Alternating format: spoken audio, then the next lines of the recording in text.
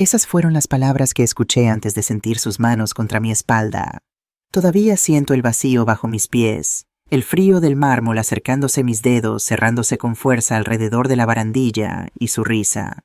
Esa risa que nunca olvidaré mientras viva. Me llamo Catalina Mendoza, tengo 68 años, y lo que voy a contarte cambió mi vida para siempre en una sola tarde de martes. Durante 2 años viví bajo el mismo techo que ella. 2 años en los que aprendí a caminar con cuidado, a medir mis palabras, a hacerme pequeña en mi propia casa. Porque cuando mi hijo Carlos se casó con Elena, algo en el aire de esa casa cambió para siempre. Pero déjame empezar por el principio, por los días en que todo parecía estar bien, por los días en que yo todavía creía que el amor de una madre era suficiente para proteger a su familia de cualquier mal. La casa donde vivíamos está en el barrio de Triana, en Sevilla. Una casa antigua de 2 plantas con una escalera de mármol labrado que mi difunto esposo Miguel mandó restaurar cuando nos casamos hace 43 años. Qué irónico que algo tan hermoso casi se convirtiera en mi tumba. Triana es un barrio especial. Aquí se respira el olor a azahar en primavera, se escucha el rasgueo de las guitarras flamencas por las noches, y la gente todavía se conoce, todavía se saluda, todavía se preocupa por los vecinos. Nuestra casa tiene un patio interior con una fuente de azulejos andaluces, que mi suegra, que en paz descanse, eligió cuando esta casa pertenecía a sus padres. Hay un naranjo en el centro del patio que tiene más años que yo, y sus flores perfuman toda la casa cada primavera. Miguel y yo compramos esta casa a sus padres cuando ellos se mudaron a un apartamento más pequeño cerca del río. La restauramos juntos, piedra por piedra, sueño por sueño. Cada baldosa, cada puerta, cada ventana tiene una historia. La cocina con sus azulejos pintados a mano. El salón con las vigas de madera originales, la terraza en el último piso donde cultivamos tomates y albahaca en verano, y la escalera. Esa escalera de mármol blanco con barandilla de hierro forjado que sube serpenteando desde el patio hasta la planta superior. Miguel siempre decía, Catalina, cariño, esta escalera es preciosa pero peligrosa. Ten cuidado cuando esté mojada. Nunca imaginé que el peligro no vendría del mármol resbaladizo, sino de unas manos que debieron ser familia. Vivíamos felices aquí. Criamos a nuestros 3 hijos en estas paredes. Marta la mayor, que ahora vive en Barcelona con su marido y sus 2 hijos. Lucía, la del medio, que está en Madrid trabajando en una editorial. Y Carlos, el pequeño, que se quedó aquí en Sevilla, trabajando en la empresa constructora que su padre fundó hace 35 años. Miguel era un hombre de campo que se hizo a sí mismo. Llegó a Sevilla desde un pueblo de la sierra con 17 años y 30 pesetas en el bolsillo. Trabajó en la construcción, aprendió el oficio de albañil después de capataz, y para cuando cumplió 40 años, había levantado su propia empresa. Mendoza Construcciones. Todavía existe. Carlos la dirige ahora. Mi marido era un hombre rudo por fuera, con las manos callosas y la piel curtida por el sol andaluz, pero con un corazón del tamaño de la Giralda. Nos casamos cuando yo tenía 21 años y él 24. Fue un matrimonio de esos que ya no se ven, de los que duran toda la vida, de los que crecen con el tiempo en lugar de marchitarse. Miguel murió hace 5 años de un infarto. Estábamos en la terraza regando los tomates cuando de repente se llevó la mano al pecho y me miró con esos ojos marrones que tanto amaba. Catalina, me dijo, creo que me voy, y se fue, así sin más. Como si Dios hubiera decidido que ya era suficiente, que ya había trabajado bastante, que ya merecía descansar. Los primeros meses después de su muerte fueron los más difíciles de mi vida. Esta casa que tanto amábamos se volvió enorme, silenciosa, llena de ecos de lo que ya no estaba. 8 habitaciones para una mujer sola. Un patio donde ya nadie se sentaba a tomar el fresco por las noches. Una cocina donde preparaba comida que nadie comía. Mis hijas llamaban todos los días desde Barcelona y Madrid. Me pedían que me fuera con una de ellas, que vendiera la casa, que empezara de nuevo. Mamá, esa casa es muy grande para ti sola, decía Marta, con esa voz preocupada que heredó de su padre. ¿Y si te pasa algo y no hay nadie? Estoy bien, hija. Rosario viene todos los días menos los domingos, y Carlos pasa a verme cada tarde. Y era verdad.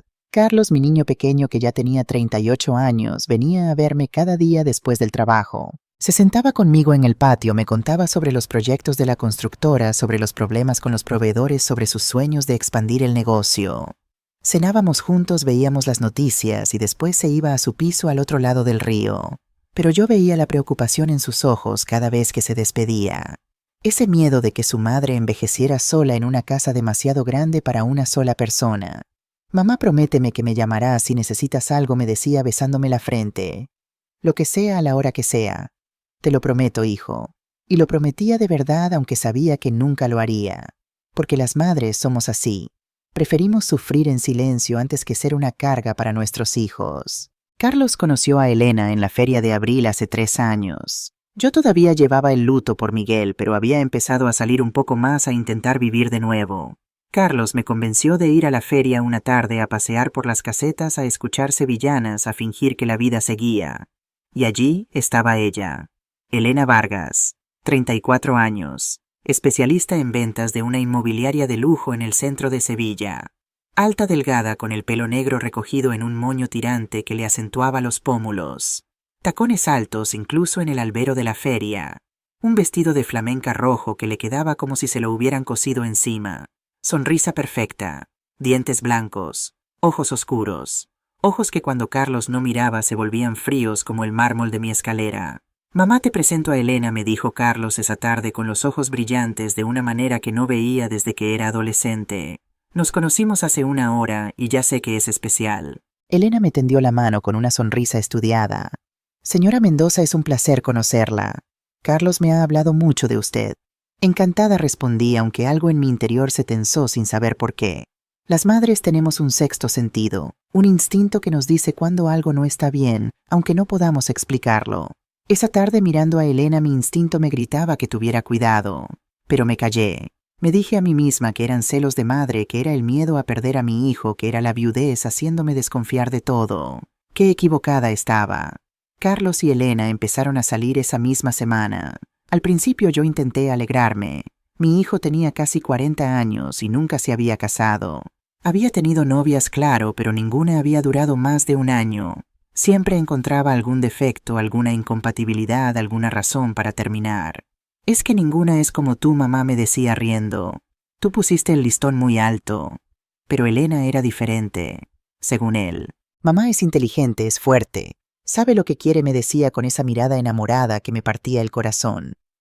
No es de esas mujeres que solo buscan que las mantengan. Tiene su propia carrera, su propio dinero. Es independiente. Me alegro, hijo, le respondía yo tragándome mis dudas. Si tú eres feliz, yo soy feliz. Elena empezó a venir a casa los domingos para el almuerzo. Siempre traía algo, una botella de vino caro, un ramo de flores, un postre de una pastelería elegante. Siempre perfectamente vestida, perfectamente maquillada, perfectamente educada. Señora Mendoza, su paella está deliciosa, decía con esa sonrisa que nunca le llegaba a los ojos. Tiene que enseñarme a hacerla algún día. Cuando quieras, hija, le respondía yo, aunque la palabra hija me salía forzada. Porque Elena nunca me llamaba mamá, ni siquiera Catalina. Siempre era señora Mendoza, con esa distancia cortés que mantenía una línea invisible entre nosotras. Rosario lo notó antes que yo. Rosario lleva trabajando en mi casa 25 años. Vio crecer a mis hijos, vio morir a mi marido, me vio llorar en la cocina cuando pensaba que nadie me veía. Rosario me conoce mejor que mis propias hijas. Señora Catalina me dijo un día mientras preparábamos el almuerzo, esa muchacha no me gusta. Elena, ¿por qué dices eso? Tiene una cara cuando don Carlos está delante y otra cuando se va. Y la segunda cara, señora. La segunda cara da miedo. Son imaginaciones tuyas, Rosario, le dije, aunque en el fondo sabía que no lo eran. Es una buena chica. Carlos la quiere. Don Carlos la quiere, sí, pero ella no sé qué quiere. Y eso me preocupa. Debí escucharla. Debí hacer caso a mi instinto, al instinto de Rosario, a todas las señales que el universo me estaba mandando. Pero no lo hice, porque era la madre de Carlos y las madres queremos ver felices a nuestros hijos, aunque eso signifique cerrar los ojos ante lo que no queremos ver. Carlos y Elena se casaron 6 meses después de conocerse. Fue una boda pequeña en el patio de nuestra casa bajo el naranjo con el olor a azahar perfumando el aire.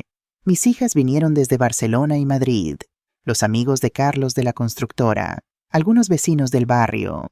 Todo fue elegante, sobrio, bonito. Elena llegó con un vestido blanco entallado que le hacía parecer una estrella de cine. Carlos la miraba como si no pudiera creer su suerte. Y yo lloré durante la ceremonia como lloran todas las madres, pero mis lágrimas tenían un sabor extraño que no supe descifrar. Durante el brindis, Elena tomó el micrófono y dijo algo que se me quedó grabado en la memoria. Quiero agradecer a la señora Mendoza por criar a un hombre tan maravilloso. Sé que no será fácil llenar sus zapatos, pero haré mi mejor esfuerzo para ser digna de esta familia. Todos aplaudieron. Yo sonreí. Pero algo en esas palabras me picó como una astilla que no puedes ver, pero que duele cada vez que la rozas. Llenar mis zapatos. ¿Por qué tendría que llenar mis zapatos? Yo no me iba a ningún lado. Los primeros meses después de la boda fueron tranquilos. Carlos y Elena se instalaron en su piso en el centro de Sevilla. Él venía a verme 3 o 4 veces por semana. Ella lo acompañaba a veces siempre con esa sonrisa perfecta, siempre con un comentario amable. Señora Mendoza, su jardín está precioso. Señora Mendoza, me da la receta del gazpacho. Señora Mendoza, qué vestido tan bonito lleva hoy. Siempre señora Mendoza. Nunca Catalina. Nunca mamá. Pero yo empecé a notar cosas. Pequeñas cosas que por separado no significaban nada, pero que juntas formaban un patrón inquietante. La manera en que Elena se tensaba cuando Carlos me besaba la frente al despedirse. Cómo cambiaba de tema cuando yo contaba alguna anécdota de cuando Carlos era niño. El suspiro apenas audible cada vez que mi hijo decía, voy a pasar a ver a mi madre. Y las preguntas. Siempre las mismas preguntas con diferentes disfraces. Carlos, cariño, ¿no crees que tu madre estaría más cómoda en una residencia? Ahí tendría compañía todo el día. Amor, tu madre ya está mayor para cuidar una casa tan grande. ¿Y si la vendemos y le compramos algo más pequeño? ¿Has pensado que tus hermanas deberían contribuir más al cuidado de tu madre? Tú no puedes cargar con todo. Carlos siempre respondía lo mismo. Mi madre se queda en su casa, pero yo veía la frustración acumulándose en los ojos de Elena cada vez que mi hijo decía eso, una frustración que crecía como una sombra alimentándose de cada visita, de cada llamada, de cada mamá, que salía de los labios de Carlos. Y entonces llegó la caída, no la caída de la escalera. Otra caída, una que cambiaría todo. Era un martes de noviembre. Rosario había llamado para decir que estaba enferma y no podía venir. Yo estaba sola en casa limpiando el baño del piso de arriba cuando resbalé en las baldosas mojadas. Me golpeé la cadera contra el lavabo. No me rompí nada, pero el dolor fue terrible. Intenté levantarme y no pude. Me quedé ahí en el suelo frío del baño sin poder moverme, sin teléfono, sin nadie que pudiera ayudarme. Pasaron 3 horas. 3 horas en las que pensé que iba a morir sola en ese baño como había muerto Miguel en la terraza. 3 horas en las que recé a la Virgen del Rocío, a todos los santos que conocía pidiendo que alguien viniera a buscarme. Y alguien vino, Carlos. Había intentado llamarme varias veces y al no contestar se preocupó. Vino con sus llaves, me encontró en el suelo, me llevó al hospital. Los médicos dijeron que tuve suerte, que a mi edad una caída así podía significar meses de recuperación o peor. Me hicieron radiografías, una revisión completa. Tenía un hematoma enorme en la cadera y 3 costillas fisuradas. Necesita que alguien esté con usted, me dijo el doctor con cara seria, al menos hasta que se recupere completamente. Carlos no lo pensó 2 veces. Te vienes a vivir conmigo, mamá. Hijo, estoy bien. Fue solo un golpe. No es negociable. Ya hablé con Elena. Tenemos espacio de sobra. Te quedas con nosotros hasta que estés mejor. Miré a Elena que estaba de pie junto a la puerta de la consulta. Tenía esa sonrisa perfecta puesta, pero sus ojos eran 2 piedras negras. Claro, señora Mendoza, dijo con voz dulce. Nuestra casa es su casa. Así fue como terminé viviendo con ellos en su piso de 3 habitaciones en el centro de Sevilla. La recuperación tardó más de lo esperado. 2 meses se convirtieron en 3. 3 en 4. El piso era moderno, luminoso, pero no era mi casa. No había patio con naranjo. No había azulejos andaluces. No había recuerdos de Miguel en cada rincón. Me sentía como una invitada en un hotel elegante donde nadie hablaba mi idioma. Elena era cortés conmigo. Siempre cortés. Pero esa cortesía tenía un filo que cortaba sin dejar marcas visibles. Señora Mendoza, no hace falta que cocine. Yo me encargo. Señora Mendoza, no toque eso, lo voy a ordenar yo. Señora Mendoza, Carlos está muy cansado del trabajo. Mejor no lo moleste esta noche. Poco a poco, sin darme cuenta, me fui haciendo pequeña. invisible, una sombra que vagaba por el piso sin atreverse a hacer ruido. Y entonces un día Carlos tuvo una idea. Mamá, he estado pensando, me dijo una noche después de cenar. ¿Por qué no nos mudamos todos a tu casa? Elena levantó la vista del plato, con una expresión que solo duró un segundo, pero que yo capté perfectamente. Era una mezcla de sorpresa e ira contenida. A la casa de Triana preguntó con voz controlada. Sí, es mucho más grande. Mamá se queda en su habitación de la planta baja, nosotros ocupamos la planta de arriba. Todos ganamos. Yo estoy cerca de mamá por si necesita algo y ella sigue en su espacio con sus cosas, su jardín, su patio. A mí me pareció una idea maravillosa. Era mi casa después de todo. La casa donde había sido feliz durante más de 40 años. La casa donde quería morir cuando llegara mi hora. Me parece bien, hijo, dije intentando no sonar demasiado ansiosa. Si a Elena no le importa. Elena sonrió. Esa sonrisa perfecta que ya empezaba a reconocer como una máscara. Claro que no me importa, señora Mendoza. Lo que sea por la familia. Nos mudamos en octubre, justo cuando los naranjos empezaban a madurar. Yo recuperé mi habitación, mis cosas, mi cocina, mi patio. Carlos y Elena se instalaron arriba en lo que había sido la habitación principal de Miguel y mía antes de que él muriera. Los primeros días fueron casi felices. Carlos estaba radiante de poder estar cerca de mí. Yo cocinaba para ellos, les tenía la casa limpia con ayuda de Rosario, les planchaba la ropa. Mamá, no tienes que hacer todo esto, me decía Carlos. Descansa. Me gusta hacerlo, hijo. Me hace sentir útil. Y era verdad. Después de tantos meses sintiéndome como una carga, tener una casa que cuidar me devolvía un propósito. Pero Elena lo veía diferente. Lo supe cuando empecé a encontrar las señales. Las primeras señales fueron pequeñas. Tan pequeñas que me costaba saber si eran reales o imaginaciones de una vieja paranoica. La fotografía de mi boda con Miguel, que siempre estaba en la repisa del salón, apareció un día guardada en un cajón. «Ay, señora Mendoza, perdone», dijo Elena cuando le pregunté. La estaba limpiando y se me olvidó ponerla en su sitio. Los cojines bordados que mi madre me regaló cuando me casé desaparecieron del sofá. Elena los había guardado porque no combinaban con la decoración.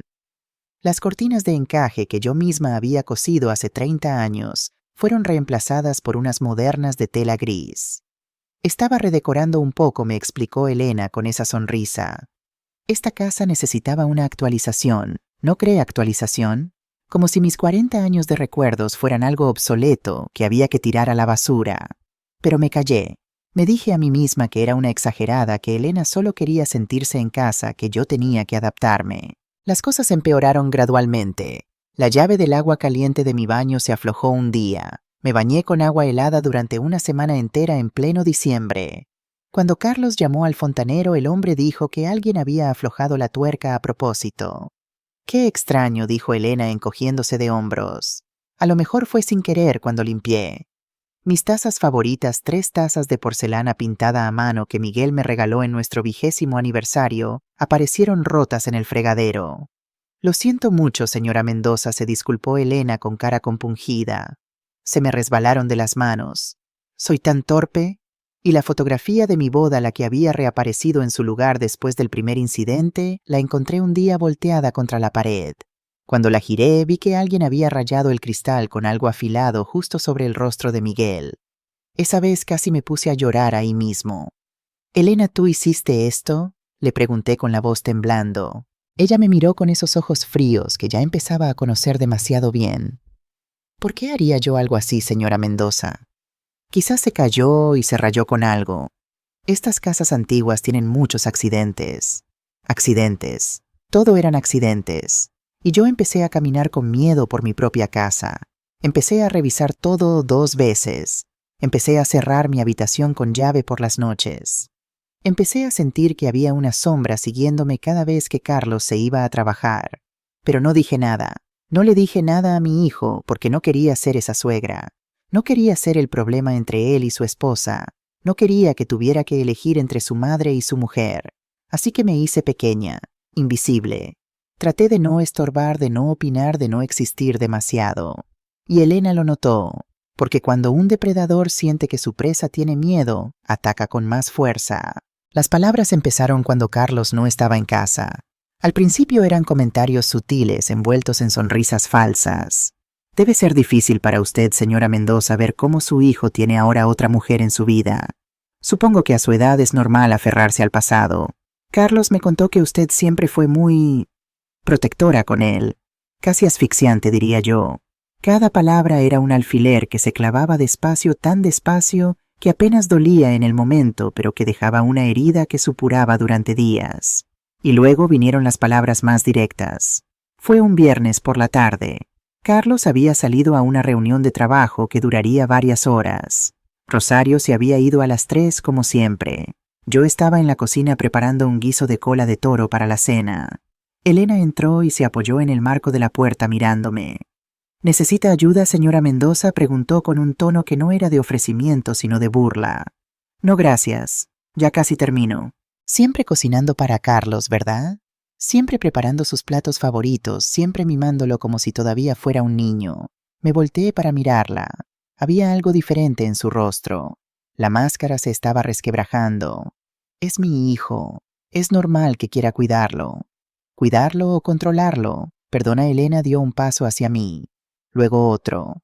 ¿Sabe cuál es el problema, señora Mendoza? Que usted no entiende que Carlos ya no es suyo. Es mi marido. Mío. Y cada vez que cocina para él, cada vez que le plancha las camisas, cada vez que lo llama hijo mío, con esa voz de madre abnegada me está recordando que yo nunca seré suficiente. Me quedé helada con la cuchara de madera en la mano. Elena, yo nunca he querido... ¿Nunca ha querido qué? Hacerme sentir como una intrusa en mi propia casa, porque eso es exactamente lo que hace. Cada día, con cada gesto, con cada mirada, con cada suspiro. Esta es mi casa, dije. Y mi voz sonó más débil de lo que quería. La casa donde viví con Miguel durante 40 años. Exacto, su casa, su Miguel, su Carlos. ¿Y yo qué soy? La que llegó después. La que nunca estará a la altura de la Santa Madre Perfecta. Eso no es verdad, ¿no? Entonces dígame, señora Mendoza, ¿cuántas veces ha alabado mi cocina delante de Carlos? ¿Cuántas veces le ha dicho que hago bien algo? ¿Cuántas veces me ha tratado como a una hija en lugar de como a una empleada que le robó a su niño? No supe qué responder, porque en algún lugar muy profundo de mi ser una vocecita me susurraba que tal vez Elena tenía algo de razón. Tal vez yo había sido demasiado presente. Tal vez había comparado demasiado. Tal vez... Lo que pensaba, dijo Elena al ver mi silencio. Ni siquiera puede negarlo. Elena, podemos hablar de esto cuando Carlos llegue. ¿Podemos hablar? Elena se rió, pero no había humor en esa risa. No quiero hablar, señora Mendoza. Quiero que entienda una cosa, esta situación no puede seguir así. Alguien tiene que irse, y no voy a ser yo. Se dio la vuelta y subió las escaleras.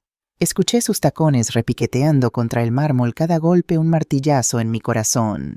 Me quedé en la cocina temblando con el guiso olvidado en el fuego. Tenía razón. ¿Había sido yo el problema todo este tiempo? Esa noche cuando Carlos llegó, Elena estaba sonriente y cariñosa. Alabó el guiso que yo había preparado, me preguntó cómo me encontraba, me deseó buenas noches con un beso en la mejilla. Y yo me pregunté si me había imaginado la conversación de la tarde. Pero no me la había imaginado. Lo supe cuando al subir a mi habitación encontré mi cepillo de pelo en el váter. Y cuando al abrir el armario vi que alguien había cortado los botones de mis 3 blusas favoritas. Pequeñas maldades. Crueldades diminutas diseñadas para volverme loca sin dejar evidencia. Y funcionaban. Vaya si funcionaban. Pasaron los meses. Yo sobreviví como pude caminando de puntillas por mi propia casa, evitando a Elena cuando Carlos no estaba fingiendo que todo iba bien cuando mi hijo preguntaba. «Mamá, ¿estás bien? Te veo más delgada». «Estoy bien, hijo. Es la edad». «¿Segura? Pareces, no sé, apagada. Son imaginaciones tuyas. Elena y yo nos llevamos muy bien». Mentía. Mentía porque no sabía qué otra cosa hacer. Porque decir la verdad significaba destruir el matrimonio de mi hijo. Porque una parte de mí todavía creía que las cosas mejorarían, que Elena cambiaría, que encontraríamos la manera de convivir. Pero Carlos no era tonto. Había heredado la intuición de su padre, esa capacidad de ver más allá de las palabras. Un día me encontró llorando en el patio. Yo pensaba que estaba sola. Rosario se había ido. Elena estaba arriba. Carlos no llegaría hasta las 8. Me senté bajo el naranjo que Miguel había cuidado con tanto amor, y las lágrimas empezaron a caer sin que pudiera detenerlas. Llevaba meses aguantando. Meses de pequeñas crueldades, meses de palabras envenenadas, meses de sentirme como una extraña en mi propia casa. Y ese día simplemente no pude más. Mamá, me volteé sobresaltada. Carlos estaba ahí en la puerta del patio mirándome con una expresión que nunca olvidaré. Hijo, ¿qué haces aquí? Pensé que no volvías hasta las 8. Se canceló la reunión. Mamá, ¿por qué lloras? No es nada, son tonterías de vieja. Mamá. Carlos se sentó a mi lado y me tomó las manos.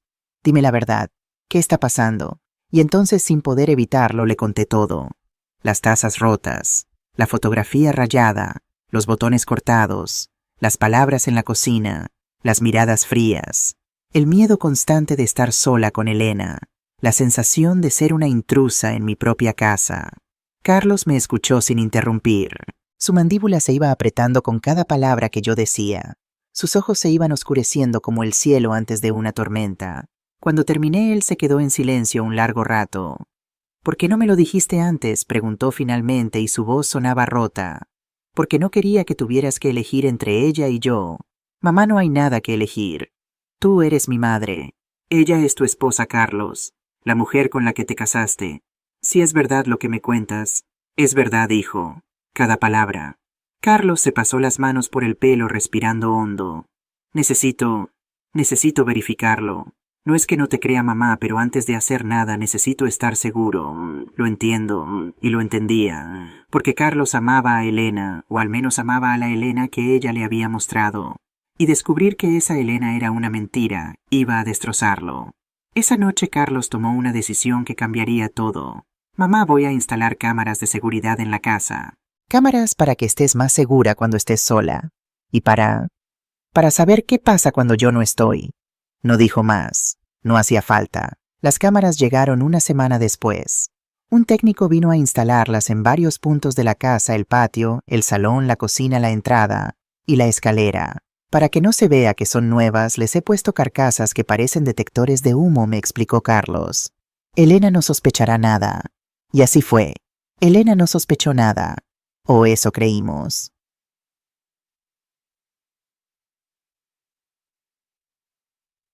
Capítulo 7. La tarde del martes. El día que todo cambió fue un martes. Lo recuerdo perfectamente porque los martes Rosario libra. Los martes estoy sola en casa hasta que alguien llega. Ese martes en particular, Elena llegó temprano del trabajo.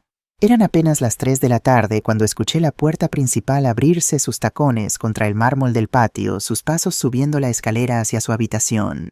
Yo estaba en la cocina preparando salmorejo para la cena. Tenía los tomates ya triturados, el pan remojándose, el ajo y el aceite listos. Iba a hacer también unas croquetas de jamón, las favoritas de Carlos. Escuché a Elena bajar. Sus pasos eran diferentes, más suaves. Se había quitado los tacones. ¿Necesita ayuda, señora Mendoza? Su voz llegó desde el umbral de la cocina. Me volteé. Elena estaba ahí con pantalones de deporte y una camiseta holgada, sin maquillaje, el pelo suelto. Parecía más joven así, más vulnerable. Pero sus ojos eran los de siempre. Fríos, calculadores. No, gracias. Estoy preparando la cena para Carlos. Algo cambió en el rostro de Elena. Un músculo se tensó en su mandíbula. Siempre preparando cosas para Carlos, dijo con una voz extraña, como si yo no existiera en esta casa. Me quedé quieta con la cuchara de madera en la mano. Elena, yo no... ¿Usted no qué, señora Mendoza? No quiso recordarme cada día que esta casa fue suya primero, que usted estuvo aquí antes que yo, que Carlos la ama a usted más de lo que me amará nunca a mí. El aire se volvió pesado entre nosotras.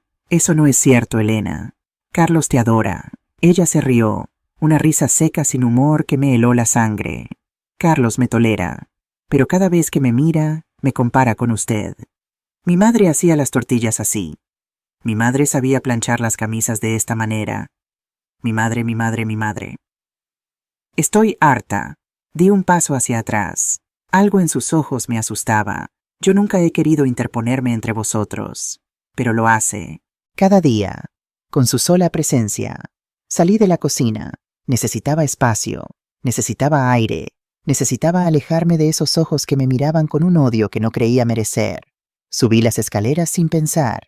Después recordé que había dejado mi rosario en la repisa del pasillo del piso de arriba, junto a la imagen de la Virgen del Rocío que Miguel me regaló en nuestra luna de miel. ¡Qué tonta fui! Llegué al rellano, me agaché para tomar el rosario, y entonces escuché sus pasos detrás de mí. Me enderecé, me volteé. Elena estaba ahí a menos de 1 metro con esa mirada que nunca olvidaré. «¿Sabe qué sería más fácil, señora Mendoza?», susurró. «Que usted ya no estuviera aquí». Y antes de que pudiera responder, sentí sus manos contra mi espalda. El empujón fue fuerte, preciso, calculado. Caí hacia adelante. Mis pies perdieron el suelo. Vi los escalones de mármol acercándose a una velocidad imposible.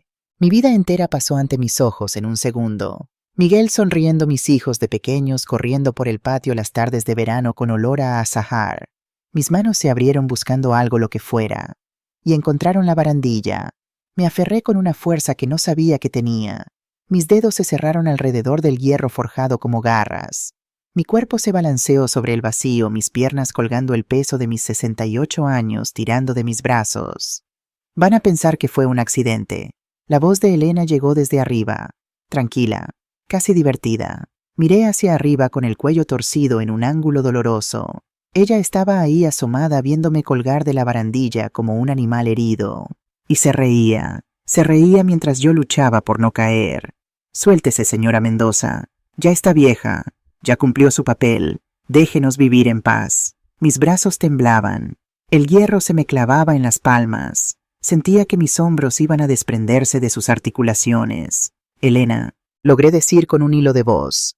«Por favor». Ella ladeó la cabeza como estudiándome, como si yo fuera un insecto interesante que había encontrado en el jardín. Y entonces lentamente se dio la vuelta y entró a su habitación. Me dejó ahí, colgando, sola. No sé cuánto tiempo pasé así. Segundos, minutos, una eternidad. Logré apoyar un pie en uno de los barrotes inferiores de la barandilla, después el otro. Poco a poco, temblando, jadeando, rezando cada oración que recordaba, me impulsé hacia arriba hasta que pude volver a pisar el rellano. Me quedé ahí de rodillas llorando en silencio, con las manos sangrando y el corazón roto en 1000 pedazos. Pero entonces, mientras las lágrimas me nublaban la vista, recordé algo. Las cámaras. Carlos había instalado una cámara que apuntaba directamente a la escalera. Miré hacia arriba, hacia ese pequeño aparato disfrazado de detector de humo que había grabado todo. Y en ese momento algo dentro de mí cambió. Ya no era la víctima. Ya no era la anciana indefensa que aceptaba los abusos en silencio. Era una mujer con pruebas, una mujer con la verdad de su lado. Y la verdad, como decía Miguel, siempre sale a la luz. Bajé a mi habitación arrastrándome. Cerré la puerta con llave. Me lavé las manos temblorosas viendo cómo el agua se teñía de rojo. Me cambié de ropa. Me até un pañuelo al cuello para cubrir las marcas rojas que empezaban a aparecer en mi piel. Y esperé. Esperé a que Carlos llegara. Esperé a que llegara la hora de la verdad. Las horas que siguieron fueron las más largas de mi vida. Me quedé en mi habitación sentada en el borde de la cama mirando la puerta. Cada sonido me sobresaltaba. Los pasos de Elena arriba, el agua corriendo en las tuberías, el viento moviendo las ramas del naranjo contra la ventana. Mi teléfono estaba en la cocina. No me atreví a ir a buscarlo. No me atreví a salir de esa habitación hasta que Carlos llegara. ¿Y si Elena bajaba? ¿Y si intentaba terminar lo que había empezado? Pero no bajó. La escuché moverse por la planta de arriba durante un rato y después silencio. Probablemente estaba en su habitación preparándose para la actuación de la noche, preparando su sonrisa perfecta, sus palabras dulces, su máscara de esposa amorosa.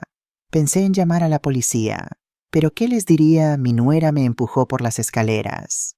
Sin el video sería mi palabra contra la suya. Y Elena era joven, guapa, convincente. Yo era una vieja que acababa de sufrir una caída. ¿A quién creerían? No. Tenía que esperar a Carlos. Tenía que mostrarle la grabación. Tenía que dejar que él viera con sus propios ojos quién era realmente la mujer con la que se había casado. A las 7:30 escuché la puerta principal abrirse. «Ya estoy en casa», la voz de Carlos. Mi salvación. Escuché a Elena bajar las escaleras. Tacones otra vez. Se había cambiado, se había maquillado. Lista para su papel de esposa perfecta. «Hola, cariño. ¿Qué tal el día largo? ¿Y mi madre?» «Creo que está descansando en su habitación. La pobre parecía cansada esta tarde. La pobre, como si no hubiera intentado matarme hacía apenas 4 horas. Respiré hondo. Me levanté. Abrí la puerta. Caminé hacia el salón con pasos firmes, aunque por dentro temblaba como una hoja. Carlos y Elena estaban en la cocina. Él se estaba sirviendo un vaso de agua. Ella estaba sacando platos del armario. Mamá, dijo Carlos sonriendo al verme. ¿Has descansado? Sí, hijo. Te veo. Carlos frunció el ceño. ¿Estás bien? Pareces pálida. Estoy bien, pero necesito que hagamos algo antes de cenar. ¿El qué? Miré a Elena. Ella me sostuvo la mirada con una sonrisa tranquila. Estaba segura de que había ganado. Segura de que yo no diría nada. Segura de que como siempre me callaría para no causar problemas. Necesito que enciendas el televisor, hijo. Hay algo que quiero que veas. Carlos me miró extrañado, pero cogió el mando y encendió la televisión del salón. Elena se quedó quieta junto a la encimera. Por primera vez vi algo diferente en sus ojos. Un destello de duda, un atisbo de miedo. ¿Qué es esto, mamá?, preguntó Carlos. Solo mira, hijo. Por favor. Conecté mi teléfono al televisor. Abrí la aplicación de las cámaras de seguridad. Busqué la grabación de esa tarde. Mamá, ¿qué? Mira, le di al play. En la pantalla grande del salón apareció la imagen en alta definición de la escalera, de mí agachada cogiendo mi rosario, de Elena acercándose por detrás con esos ojos que ya no tenían nada de humano. El audio era perfectamente claro.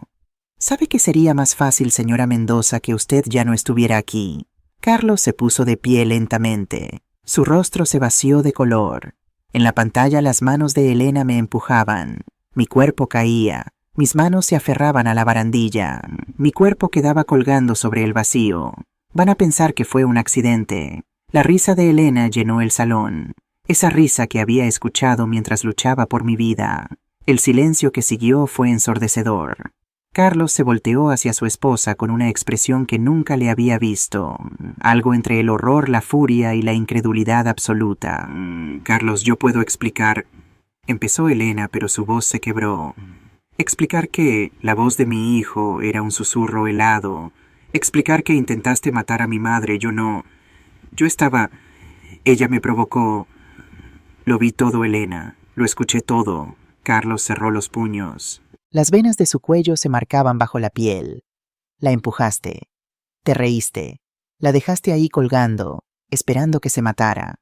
Elena se levantó de la silla buscando las palabras correctas, pero ya no había palabras que pudieran salvarla. Sal de esta casa, dijo Carlos finalmente. Ahora, esta noche. Carlos, por favor, podemos hablarlo. No hay nada que hablar. Vete de aquí antes de que llame a la policía. Elena me miró entonces con esos ojos que ya no fingían nada. Había odio puro en ellos. Odio y algo más. Algo que se parecía peligrosamente a la promesa de que esto no había terminado. Tienes 1 hora para recoger tus cosas, dijo Carlos. Ni 1 minuto más. Elena subió las escaleras sin decir palabra. Escuchamos cómo arrastraba maletas, cómo abría cajones, cómo sus tacones iban y venían sobre el suelo de madera. Carlos se sentó en el sofá y hundió la cara entre las manos. Sus hombros temblaban. Me acerqué a él y le puse una mano en el hombro. Perdóname, mamá, dijo con voz rota. Perdóname por no haberlo visto antes, por haberte puesto en peligro, por haber traído a esa mujer a tu casa. Tú no sabías, hijo. Debí saberlo. Soy tu hijo. Debí notar las señales.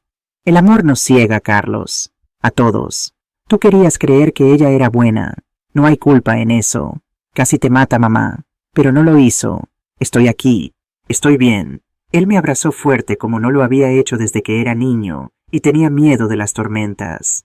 50 minutos después, Elena bajó con 3 maletas grandes. Se había cambiado otra vez. Vestía un traje pantalón oscuro, el pelo recogido, el maquillaje perfecto. Pero algo se había roto en su cara. Ya no quedaba nada de esa mujer perfecta que había entrado en nuestras vidas hacía 3 años. Carlos intentó una vez más. Por favor, somos un matrimonio. Podemos arreglar esto. Mi hijo se puso de pie. Sacó su cartera. Sacó varios billetes de 50 euros y los puso sobre la mesa. Para el taxi y el hotel. Mañana a primera hora voy a ver a mi abogado para empezar el divorcio. Divorcio, Elena palideció. Carlos, no puedes. Puedo y lo voy a hacer. Vas a firmar todo. No vas a pedir nada. Porque si me obligas a ir a juicio, este video se hace público. Y entonces no solo pierdes el matrimonio, pierdes tu libertad. Elena abrió la boca, pero no salió ningún sonido. Está claro, ella asintió lentamente. Derrotada, cogió sus maletas, caminó hacia la puerta, se detuvo en el umbral y me miró una última vez. Usted ganó, señora Mendoza, dijo con voz amarga. Espero que esté feliz. Yo no gané nada, Elena, le respondí con una tristeza que no esperaba sentir. Y tú lo perdiste todo. Esa es la diferencia entre nosotras. La puerta se cerró detrás de ella. Escuchamos el sonido de sus maletas arrastrándose por el empedrado de la calle, el ruido del taxi que había pedido, el motor alejándose en la noche. Y entonces solo silencio. Carlos se dejó caer en el sofá otra vez. Hice lo correcto, mamá. Me senté a su lado. Hiciste lo único que podías hacer, hijo. La amaba, o creía amarla. Lo sé. ¿Cómo pude estar tan ciego porque ella no quería que vieras? Las personas como Elena son expertas en usar máscaras. Te muestran lo que quieres ver hasta que sienten que ya te tienen atrapado. Carlos asintió lentamente, pero vi el dolor en sus ojos. Porque por más que Elena hubiera intentado matarme, por más que se hubiera revelado como una persona cruel y calculadora, él había sido su esposa. Había compartido su cama, sus sueños, 3 años de su vida. Y eso no se borra de un día para otro. Esa noche ninguno de los dos durmió. Yo me quedé despierta en mi habitación, sentada junto a la ventana, mirando el patio iluminado por la luna. El naranjo se mecía suavemente con la brisa nocturna. Las estrellas brillaban sobre Sevilla como habían brillado todas las noches desde que Miguel y yo nos mudamos a esta casa. Pero algo había cambiado. El miedo que me había acompañado durante meses empezaba a desvanecerse. En su lugar sentía algo nuevo, algo que se parecía a la esperanza. A las 4 de la mañana escuché pasos en el pasillo. La puerta de mi habitación se abrió suavemente. «Mamá, ¿estás despierta?» «Sí, hijo. Pasa». Carlos entró en pijama con el pelo revuelto y los ojos rojos. Se sentó en el borde de mi cama igual que cuando era niño y tenía pesadillas. «No puedo dormir», confesó. «Yo tampoco. Sigo viendo ese video en mi cabeza. Tus manos aferrándose a la barandilla, tu cuerpo colgando, y ella riéndose». Me moví para hacerle sitio. Él se acostó a mi lado como hacía cuando tenía 7 años y le daban miedo los truenos. ¿Qué fue lo que no vi, mamá? ¿Cómo no me di cuenta de quién era realmente? Porque ella no te dejaba verlo. Nadie puede ver lo que alguien se empeña en ocultar. Hubo señales antes, le conté todo entonces. Las pequeñas crueldades que había soportado en silencio, los comentarios envenenados, las miradas frías, los accidentes, que no eran accidentes. Carlos escuchó sin interrumpir. Con cada palabra que yo decía, su mandíbula se apretaba más. «¿Por qué no me dijiste nada antes?», preguntó cuando terminé. «Porque no quería ser esa suegra. No quería que tuvieras que elegir. Te hubiera elegido a ti. Siempre. Lo sé. Por eso no te dije nada». Se quedó en silencio un momento procesando mis palabras. «Nunca más vuelvas a callarte por protegerme, mamá», dijo finalmente. «Prométemelo. Te lo prometo». Nos quedamos ahí abrazados hasta que el cielo empezó a aclararse con los primeros rayos del amanecer. El canto de los pájaros se mezclaba con el murmullo de la fuente del patio. El olor a azahar entraba por la ventana abierta. «¿Sabes qué es lo que más me duele?», dijo Carlos después de un largo rato. Que yo de verdad quería que funcionara. Quería tener una familia. Quería darte nietos. Quería que fuéramos felices los 3 juntos.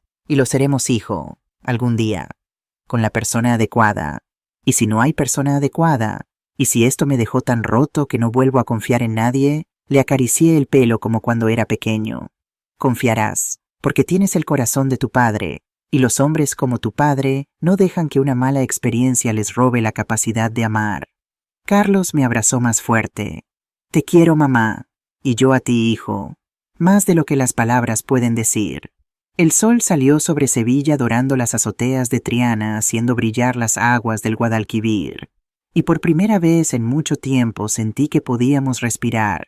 Pero yo sabía con una certeza que me helaba los huesos que esto no había terminado.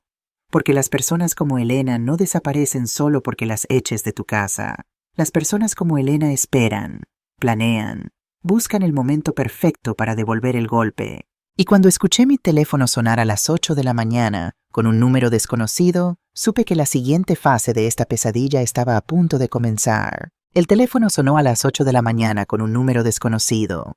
Yo estaba en la cocina preparando café para Carlos y para mí. Ninguno de los dos había dormido. Las ojeras bajo nuestros ojos contaban la historia de una noche en vela llena de preguntas sin respuesta y miedos que no nos atrevíamos a nombrar. Miré la pantalla del móvil. Número oculto. Diga silencio al otro lado. Solo una respiración pesada, lenta, deliberada. ¿Quién es nada? La respiración continuó durante 10 segundos más. Y luego la llamada se cortó. Me quedé mirando el teléfono con el corazón acelerado. ¿Quién era?, preguntó Carlos desde la puerta de la cocina. No lo sé. Número oculto. No dijeron nada. Carlos frunció el ceño. Probablemente una equivocación. O una de esas llamadas comerciales. Sí, dije, aunque no me lo creía. Probablemente. Pero ambos sabíamos quién estaba detrás de esa llamada. Lo sabíamos sin necesidad de decirlo en voz alta.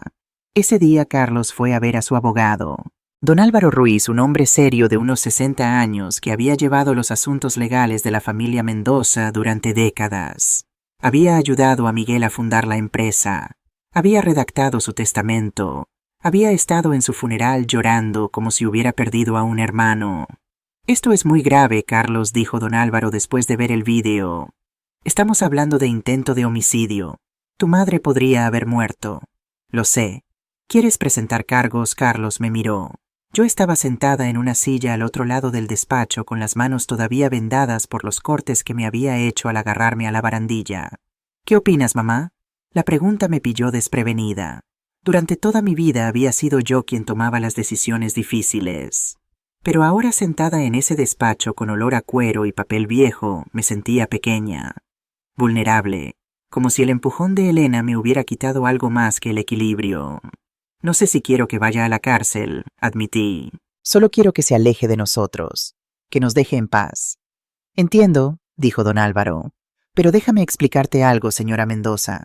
Las personas como Elena no se alejan porque se lo pidas. Las personas como Elena solo respetan una cosa: las consecuencias. ¿Y si presentamos cargos y ella contraataca?, preguntó Carlos. Elena es lista. Puede inventarse cualquier cosa. Por eso tenemos el vídeo. Es una prueba irrefutable. No hay manera de manipularlo o negarlo. Me quedé en silencio pensando en las palabras de don Álvaro. Tenía razón. Lo sabía. Pero una parte de mí, esa parte que todavía creía en la bondad de las personas, quería creer que Elena simplemente desaparecería de nuestras vidas. Qué ingenua fui. Hagámoslo, dije finalmente. Presentemos cargos. Esa tarde fuimos a la comisaría de la Policía Nacional en el centro de Sevilla, un edificio gris y frío que olía a burocracia y café malo. Nos atendió un inspector de mediana edad, con bigote canoso y ojos cansados, que había visto demasiadas historias como la mía. Vamos a necesitar el video original, dijo después de escuchar mi declaración, y un informe médico de sus heridas. Lo tengo todo, respondió Carlos sacando una carpeta con documentos. El inspector revisó el video en su ordenador. Su expresión no cambió, pero vi cómo apretaba los labios cuando Elena me empujó, cómo sus ojos se endurecieron cuando escuchó su risa. Esto es intento de homicidio, dijo finalmente. Vamos a emitir una orden de detención y una orden de alejamiento. Su nuera no podrá acercarse a menos de 200 metros de usted, de su hijo o de su domicilio. ¿Cuánto tardará?, pregunté. La orden de alejamiento puede estar lista mañana. La detención depende de si la encontramos. ¿Sabe dónde está alojada? No tengo idea. El inspector asintió. La buscaremos. No se preocupe, señora Mendoza. La justicia tarda, pero llega. Salimos de la comisaría con una sensación extraña. Alivio mezclado con miedo. Esperanza teñida de incertidumbre. Habíamos dado el primer paso, pero el camino que teníamos por delante todavía era largo y oscuro. Esa noche el teléfono volvió a sonar. Esta vez a las 3 de la madrugada. Número oculto. Silencio.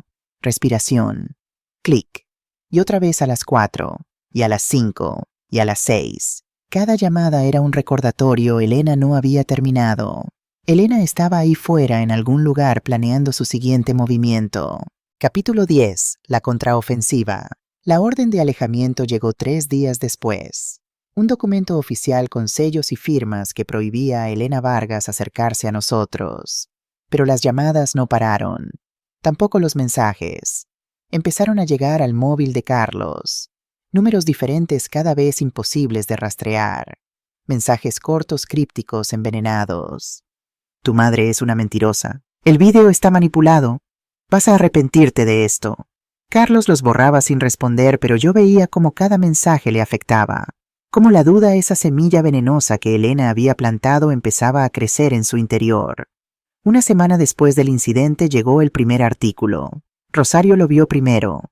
Llegó esa mañana con el periódico en la mano y la cara pálida como la cal de las paredes de Triana.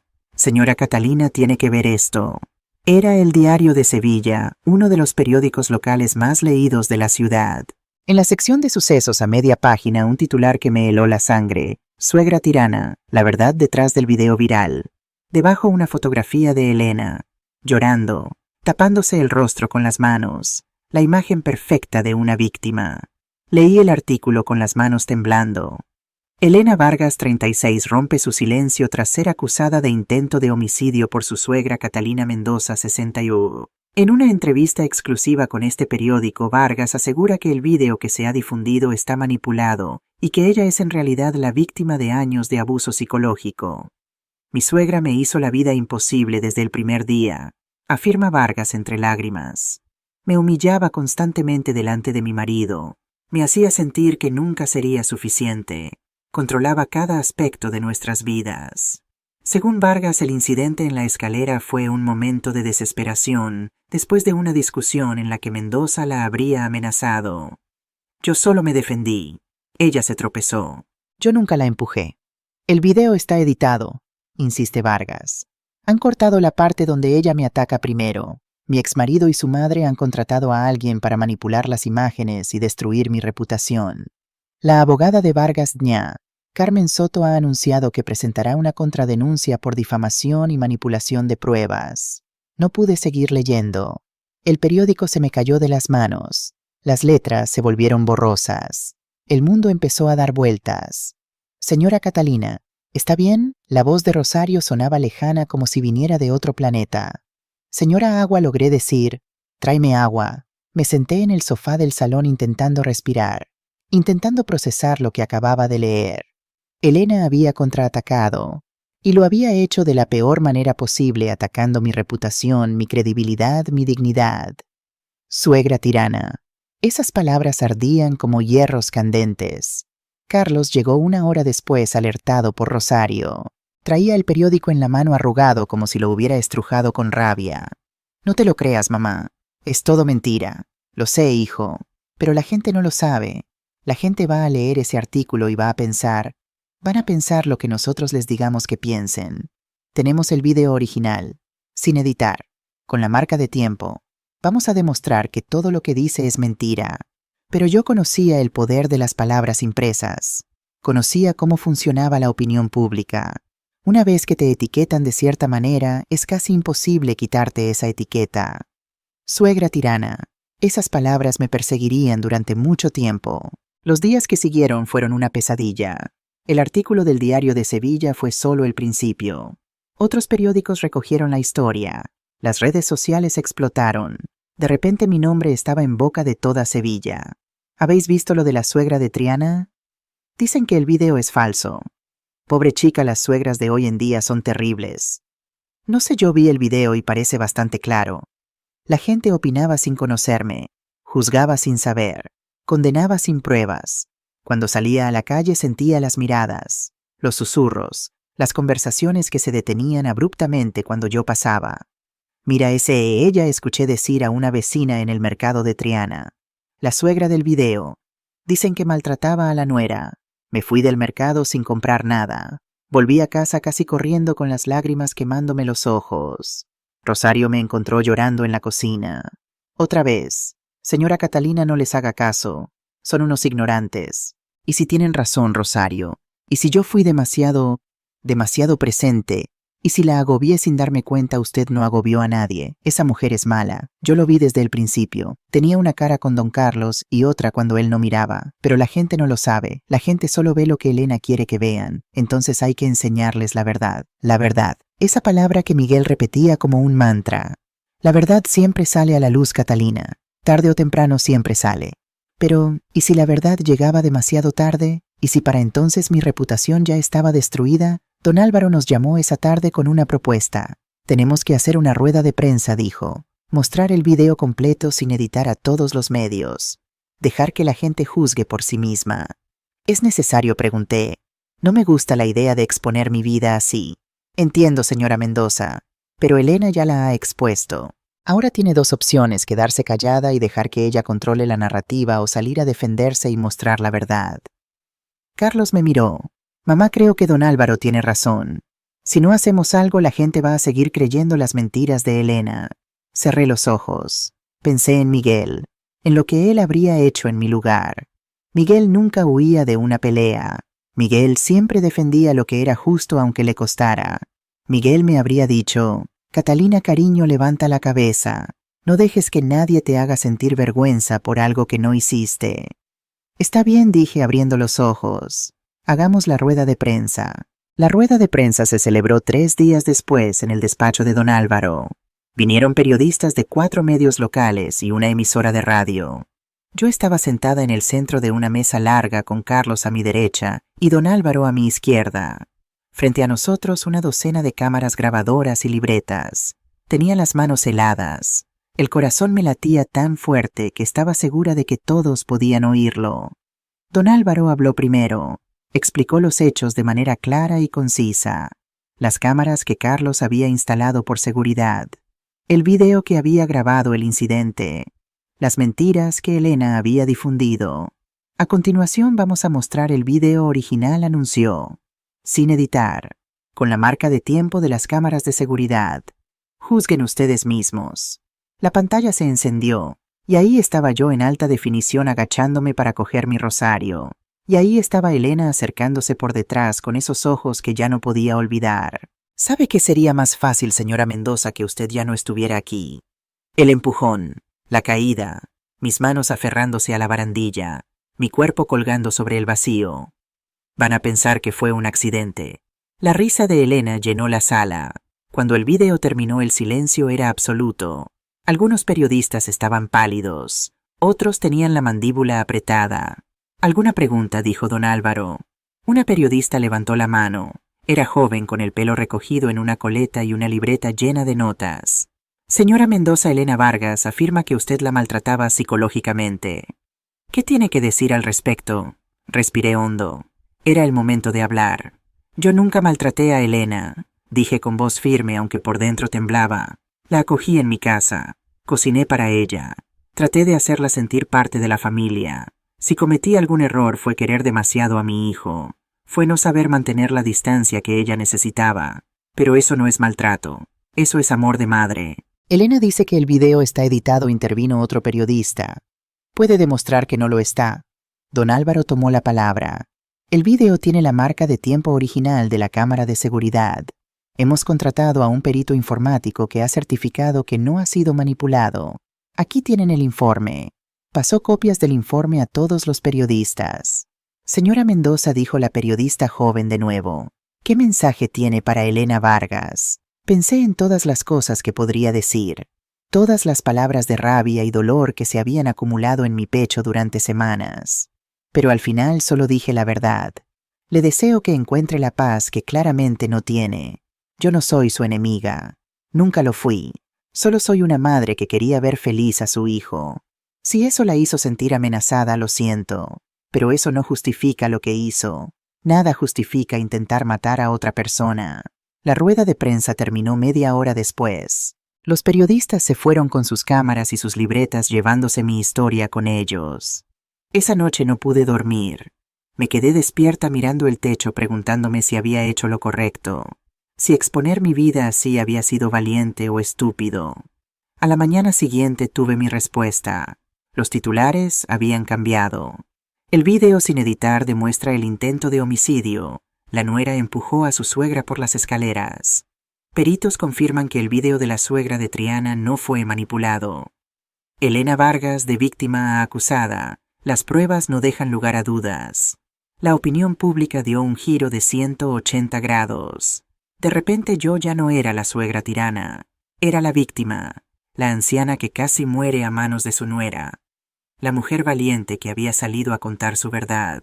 Los comentarios en las redes sociales cambiaron de tono. Pobre señora, casi la mata. Esa Elena es una psicópata.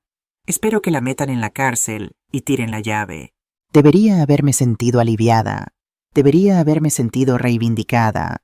Pero solo sentía vacío, porque sabía que esto no había terminado. Elena no era de las que se rendían. Elena era de las que esperaban, planeaban, atacaban cuando menos te lo esperabas. La orden de alejamiento no detuvo a Elena, solo la hizo más creativa. 2 semanas después de la rueda de prensa empezaron a llegar los mensajes a mi familia. Primero fue Marta, mi hija mayor, en Barcelona. Recibió un correo electrónico anónimo con fotografías de la casa de Triana. Fotos tomadas desde la calle de noche cuando todas las luces estaban apagadas. Tu madre no está tan segura como cree. Después fue Lucía en Madrid. Un mensaje en Facebook de una cuenta falsa. ¿Sabías que tu madre manipuló el testamento de tu padre? Pregúntale qué pasó con el dinero que falta. Y finalmente Carlos. Un sobre sin remite que llegó a su oficina en la constructora. Dentro una fotografía de nuestra boda, la de Miguel y mía, con mi cara tachada con un rotulador rojo. En el reverso una frase escrita a mano: los accidentes pasan, especialmente a las viejas que no saben cuándo cerrar la boca. Carlos llegó a casa esa tarde con el sobre en la mano y una expresión que nunca le había visto. Mezcla de furia y miedo. Ya basta, dijo. Esto tiene que parar. Llamamos a la policía. Vinieron, tomaron el sobre como prueba, nos dijeron que investigarían. Es difícil rastrear estos mensajes, admitió el inspector. Usa cuentas falsas, correos temporales, no deja huellas. ¿Y qué hacemos?, preguntó Carlos. ¿Esperar a que le haga daño a mi madre? Pueden contratar seguridad privada, instalar más cámaras, no salir solos. Seguridad privada, más cámaras, no salir solos. Mi casa se estaba convirtiendo en una cárcel, y Elena era la carcelera. Esa noche Carlos contrató a 2 guardias de seguridad, hombres grandes serios que se turnaban para vigilar la casa las 24 horas del día. Mamá, sé que no te gusta esto, me dijo Carlos, pero prefiero que estés enfadada y viva a que estés contenta y... No terminó la frase. No hacía falta. Los días siguientes fueron tensos. Cada ruido me sobresaltaba. Cada sombra me parecía una amenaza. Incluso el canto de los pájaros en el naranjo me ponía nerviosa. Rosario lo notó. Señora Catalina no puede vivir así. Se va a enfermar. ¿Y qué quieres que haga, Rosario? Esa mujer está ahí fuera esperando el momento perfecto para... No pude terminar. Las lágrimas me lo impidieron. Rosario me abrazó como había hecho tantas veces a lo largo de los años. Su olor a jabón de lavanda y a cocina me reconfortó como nada más podía hacerlo. Esto va a pasar, señora. Ya lo verá. Las personas malas siempre acaban pagando por lo que hacen. ¿Tú crees? Lo creo. Mi madre, que en paz descanse, siempre decía: el que la hace la paga, tarde o temprano, pero la paga. Quería creerla. Quería creer que la justicia existía, que el bien triunfaba sobre el mal, que las pesadillas tenían final. Fue un martes. Siempre era martes cuando pasaban las cosas malas. Rosario había llamado para decir que estaba enferma. Los guardias de seguridad estaban fuera, uno en la puerta principal y otro en la azotea. Carlos estaba en el trabajo. Yo estaba sola en la cocina preparando un gazpacho cuando sonó el timbre. Miré la cámara del interfono. Un repartidor uniformado con una caja mediana en las manos. Señora Catalina Mendoza, preguntó cuando abrí la reja del patio. Sí, soy yo. Tengo un paquete para usted. Firme aquí, por favor. Firmé sin pensar. El repartidor me entregó la caja y se fue en su moto. La caja era ligera. No tenía remite, solo mi nombre y dirección escritos con rotulador negro. La llevé a la cocina y la puse sobre la mesa. Me quedé mirándola durante varios minutos sin atreverme a abrirla. Algo en mi interior me decía que no lo hiciera, que llamara a Carlos, que esperara a que llegara alguien. Pero la curiosidad pudo más. Abrí la caja. Dentro, envuelta en papel de seda blanco, había una muñeca. Era una muñeca de porcelana antigua, de esas que coleccionan los anticuarios y que cuestan una fortuna. Vestía un traje de flamenca rojo con lunares blancos como los que se llevan en la feria de abril. Tenía el pelo negro recogido en un moño, pendientes de coral, una flor en el pelo. Era hermosa y terrible, porque donde deberían haber estado sus ojos, solo había 2 cuencas vacías, negras, horribles, como si alguien le hubiera arrancado los ojos con un destornillador. Solté la muñeca con un grito. Se estrelló contra el suelo de la cocina y se rompió en 1000 pedazos. Fue entonces cuando vi el papel. Estaba atado al cuello de la muñeca con un lazo rojo. Un papel doblado, pequeño, discreto. Lo abrí con manos temblorosas. Los accidentes no duelen si no los ves venir. Me dejé caer en una silla. El mundo daba vueltas. No podía respirar. No podía pensar. Solo podía ver esas cuencas vacías mirándome desde el suelo rodeadas de fragmentos de porcelana rota. Llamé a Carlos. No sé cómo logré marcar el número. No sé cómo logré hablar. Hijo, ven, por favor, ven. Llegó en 15 minutos. Encontró el desastre en la cocina, la muñeca rota, el papel con la amenaza, y a mí sentada en una silla temblando como una hoja. Se acabó, dijo Carlos con una voz que no reconocí. Esta vez se acabó de verdad. Tomó las llaves de su coche y se dirigió a la puerta. Carlos, ¿a dónde vas a buscarla? No, Carlos, eso es exactamente lo que ella quiere. Que pierdas el control, que hagas algo de lo que te arrepientas. ¿Y qué quieres que haga? Que me quede aquí viendo cómo te aterroriza. Quiero que llames a la policía, que denuncies esto, que la dejes a ella cavar su propia tumba. Carlos se detuvo con la mano en el picaporte. Lo vi respirar hondo varias veces intentando calmarse. Tienes razón, dijo finalmente. Tienes razón. Llamamos a la policía. Vinieron, recogieron los fragmentos de la muñeca y el papel, tomaron fotografías, añadieron todo al expediente. Es otra violación de la orden de alejamiento, dijo el inspector. Vamos a pedir una orden de detención. ¿Cuánto tardará?, preguntó Carlos. Depende de si la encontramos. Lleva semanas acosando a mi madre y no han sido capaces de encontrarla. Señor Mendoza, entiendo su frustración, pero Elena Vargas sabe esconderse. Está usando direcciones falsas, teléfonos de prepago intermediarios. Es como perseguir un fantasma. Un fantasma. Eso era Elena ahora. Un fantasma que acechaba desde las sombras, que atacaba cuando menos te lo esperabas, que desaparecía antes de que pudieras atraparla. Esa noche no dormí, ni la siguiente, ni la otra. Cada vez que cerraba los ojos veía las cuencas vacías de la muñeca. Cada vez que escuchaba un ruido pensaba que Elena había entrado en la casa. Cada vez que sonaba el teléfono el corazón se me paraba. Marta y Lucía querían que me fuera con una de ellas. Barcelona o Madrid, lejos de Sevilla, lejos de Elena. Mamá, por favor, suplicaba Lucía por teléfono. Aquí estaría segura. Ella no te encontraría. Esta es mi casa, hija, la casa donde viví con vuestro padre. No voy a dejar que esa mujer me expulse de mi propia vida. Tu vida vale más que una casa, mamá.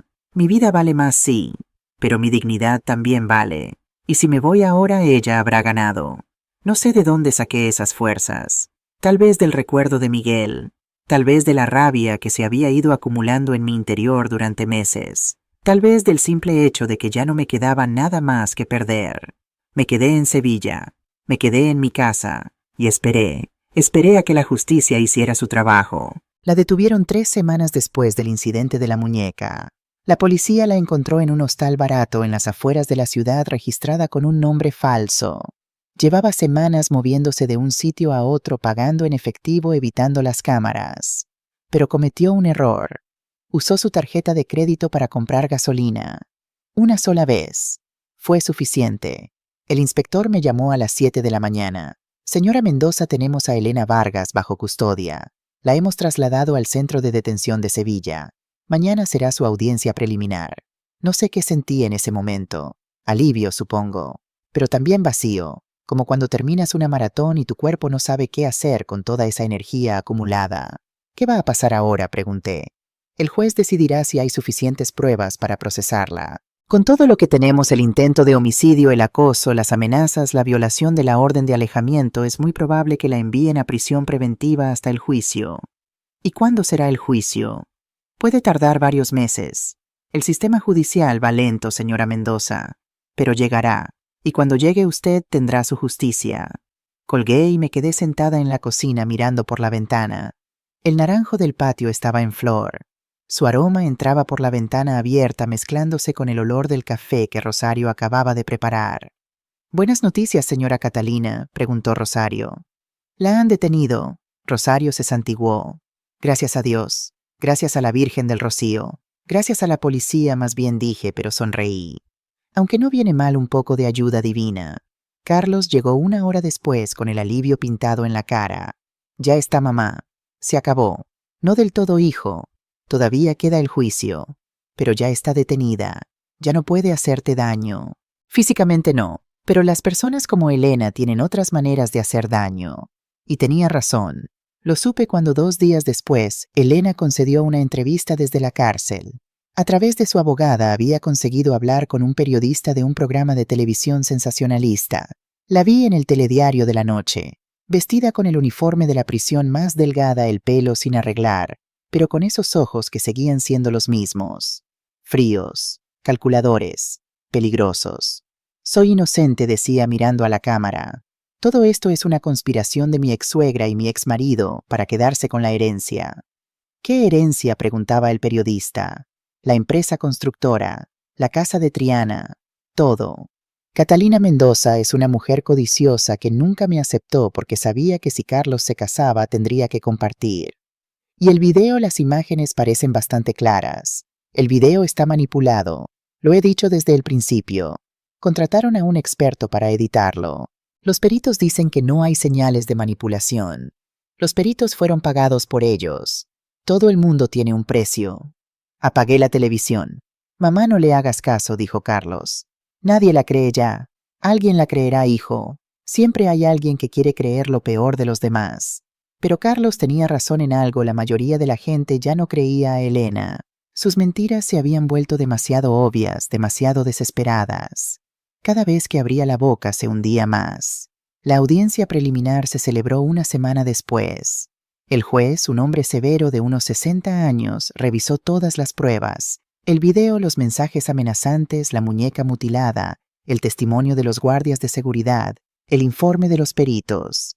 Hay pruebas suficientes para procesar a la acusada por intento de homicidio, acoso, amenazas y violación de orden de alejamiento, dictaminó. La acusada permanecerá en prisión preventiva hasta la celebración del juicio, que queda fijado para dentro de 3 meses. 3 meses, 90 días, 2160 horas. Podía esperar. El día del juicio amaneció nublado sobre Sevilla. Era octubre. Las hojas de los árboles empezaban a caer. El aire tenía ese olor a tierra mojada que anuncia el otoño. Hacía exactamente 1 año desde que nos habíamos mudado todos a la casa de Triana. 1 año desde que Elena había entrado en mi vida, como una sombra que lo oscurecía todo. Me vestí de negro, no por luto, sino por respeto. Respeto al proceso. Respeto a la justicia que estaba a punto de impartirse. Carlos vino a buscarme a las 8. Marta había volado desde Barcelona. Lucía desde Madrid. Mis 3 hijos juntos, protegiéndome como cuando eran pequeños y pensaban que su madre era invencible. Si supieran lo frágil que me sentía por dentro. La Audiencia Provincial de Sevilla era un edificio imponente con columnas de piedra y puertas de madera maciza. Había periodistas en la entrada, cámaras, micrófonos. El caso había atraído mucha atención. La gente quería ver cómo terminaba esta historia. Entramos por una puerta lateral escoltados por don Álvaro y 2 guardias de seguridad. Me senté en el banco reservado para las víctimas con mis hijos a mi lado. Y entonces la vi. Elena entró por otra puerta custodiada por 2 policías. Llevaba un traje pantalón gris, el pelo recogido sin maquillaje. Parecía más pequeña que la última vez que la había visto. Más humana. Cuando nuestras miradas se cruzaron, algo extraño pasó. No vi odio en sus ojos. No vi rabia. Solo vi vacío. Un vacío inmenso que me heló la sangre. El juicio comenzó a las 10. El fiscal presentó su caso de manera metódica. El video, los mensajes, la muñeca, los testimonios de los vecinos que habían visto a Elena merodeando por la casa. El informe psicológico que la describía como una persona con rasgos narcisistas y tendencia a la manipulación. Yo subí al estrado a las 11. Contar mi historia delante de todas esas personas fue una de las cosas más difíciles que he hecho en mi vida. Cada palabra me costaba. Cada recuerdo me dolía. Pero lo hice, por Miguel, que me enseñó a no rendirme nunca, por mis hijos, que merecían ver que su madre era fuerte, por mí misma, que merecía justicia. Señora Mendoza, preguntó el fiscal, ¿Puede describir lo que sintió cuando Elena la empujó por las escaleras? Cerré los ojos un momento. Volví a sentir el vacío bajo mis pies. El frío del mármol acercándose. El terror absoluto de saber que iba a morir. Sentí que mi vida se acababa, dije con voz temblorosa. Sentí que todas las cosas que todavía quería hacer, ver a mis nietos crecer, envejecer en paz, todo eso desaparecía en un segundo. Y cuando escuché su risa, me detuve para tomar aire. Cuando escuché su risa mientras yo colgaba de esa barandilla, supe que estaba sola, completamente sola. ¿Había hecho usted algo para provocar ese ataque? No. Solo fui a buscar mi rosario. Solo eso. El abogado defensor intentó desacreditarme durante el contrainterrogatorio. Hizo preguntas sobre mi relación con Elena, sobre si la había tratado mal, sobre si había interferido en su matrimonio. Señora Mendoza, ¿no es cierto que usted cocinaba para su hijo todos los días, incluso después de que él se casara? Sí cocinaba, porque me gusta cocinar, porque quería que estuvieran bien alimentados. ¿No le parece que eso podría ser invasivo para una esposa joven? Cocinar para mi familia no es invasivo. Es amor. Amor o control, amor. Siempre amor. El abogado siguió presionando, buscando grietas en mi testimonio, pero no las encontró, porque yo decía la verdad, y la verdad es difícil de atacar. Elena subió al estrado por la tarde. La vi sentarse, colocarse el micrófono, mirar al jurado con esos ojos que habían aprendido a fingir tan bien. Señora Vargas, comenzó su abogada, ¿puede contarnos su versión de los hechos? Y Elena habló. Habló de su infancia difícil, de una madre que la abandonó cuando tenía 7 años, de un padre ausente, de una vida llena de rechazos. Habló de cómo había esperado encontrar en Carlos el amor que nunca había tenido, de cómo yo supuestamente había arruinado ese sueño. Catalina nunca me aceptó, dijo con voz quebrada. Desde el primer día me hizo sentir que no era suficiente, que nunca lo sería. Y el día del incidente, ese día perdí el control. Ella me había dicho cosas horribles, me había humillado una vez más, y yo solo quería que parara. No quería matarla, solo quería que dejara de hacerme daño. Lágrimas corrían por sus mejillas. Parecía genuinamente destrozada, y parte de mí, una parte muy pequeña que todavía creía en la bondad de las personas, se preguntó si había algo de verdad en sus palabras, si yo sin saberlo había contribuido a su dolor. Pero entonces el fiscal hizo su contrainterrogatorio. Señora Vargas, si usted actuó en defensa propia, ¿por qué se rió mientras su suegra colgaba de la barandilla? Elena no respondió. ¿Por qué dijo, van a pensar que fue un accidente? Silencio. ¿Por qué la dejó colgando y se fue a su habitación en lugar de ayudarla? Más silencio. ¿Por qué después de ser expulsada de la casa continuó acosando a su suegra? ¿Por qué envió esa muñeca con los ojos arrancados? Eso también fue defensa propia. Elena miró al fiscal con esos ojos vacíos que había visto al principio del juicio. Yo no envié ninguna muñeca, dijo, pero su voz ya no sonaba convincente. Tenemos las huellas dactilares, señora Vargas. Las suyas. En el papel que acompañaba a la muñeca, vi cómo el color abandonaba el rostro de Elena. Cómo su máscara, esa máscara que había llevado durante años, se agrietaba definitivamente. No dijo nada más. Los alegatos finales duraron 2 horas. El fiscal pidió 10 años de prisión. La defensa pidió clemencia argumentando que Elena había actuado bajo estrés emocional severo. El jurado se retiró a deliberar, y entonces comenzó la espera. Esperamos 6 horas. 6 horas sentados en los bancos de madera de la audiencia provincial, mirando las paredes, contando las baldosas del suelo, intentando no volvernos locos. Marta me traía café de la máquina. Lucía me sostenía la mano. Carlos caminaba de un lado a otro como un león enjaulado. ¿Y si la declaran inocente?, preguntó Lucía en algún momento. No lo harán, dijo Carlos. No pueden. Hay demasiadas pruebas. Pero los jurados son impredecibles. No van a declararla inocente. Pero yo veía el miedo en sus ojos. El mismo miedo que sentía yo. Porque la justicia no siempre es justa. Porque a veces los culpables salen libres y los inocentes pagan por crímenes que no cometieron. A las 7 de la tarde el alguacil anunció que el jurado había llegado a un veredicto. Volvimos a la sala. Me senté en el mismo sitio de antes. Mis hijos a mi lado. Don Álvaro detrás. Elena fue traída de nuevo. Se sentó en el banquillo de los acusados con la espalda recta y la mirada fija al frente. ¿Ha llegado el jurado a un veredicto?, preguntó el juez. Sí, señoría, respondió el portavoz, un hombre calvo de unos 50 años. ¿Cómo encuentra al acusado en el cargo de intento de homicidio? El silencio en la sala era absoluto. Podía escuchar mi propio corazón latiendo. Culpable. La palabra llenó la sala como un trueno. ¿Cómo encuentra al acusado en el cargo de acoso? Culpable. ¿Cómo encuentra al acusado en el cargo de amenazas? Culpable. ¿Cómo encuentra al acusado en el cargo de violación de orden de alejamiento? Culpable. 4 veces culpable. 4 cuchillos clavándose en la mentira de Elena. Sentí como Marta me apretaba la mano, como Lucía lloraba a mi lado, como Carlos cerraba los ojos con alivio. Y sentí algo más, algo que no esperaba. Tristeza, tristeza por Elena, por la mujer que podría haber sido si la vida la hubiera tratado mejor, por el amor que buscó y nunca encontró, por la rabia que la consumió hasta convertirla en un monstruo. El juez dictó la sentencia: 10 años de prisión sin posibilidad de libertad condicional. Orden de alejamiento permanente. Elena no reaccionó, no lloró, no gritó, solo se quedó ahí inmóvil como si ya no le quedara nada dentro. Los guardias se acercaron para llevársela. Ella se levantó lentamente, y entonces, justo antes de salir por la puerta, se volvió hacia mí. No había rabia en sus ojos, no había odio, solo ese vacío inmenso que había visto al principio del juicio.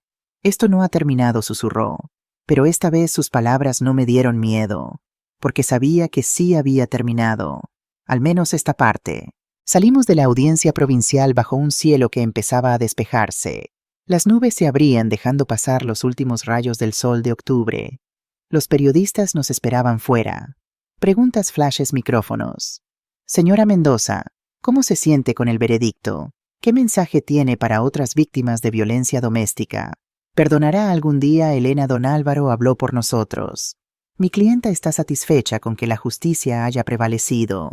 Esperamos que este caso sirva de ejemplo para todas las personas que sufren en silencio.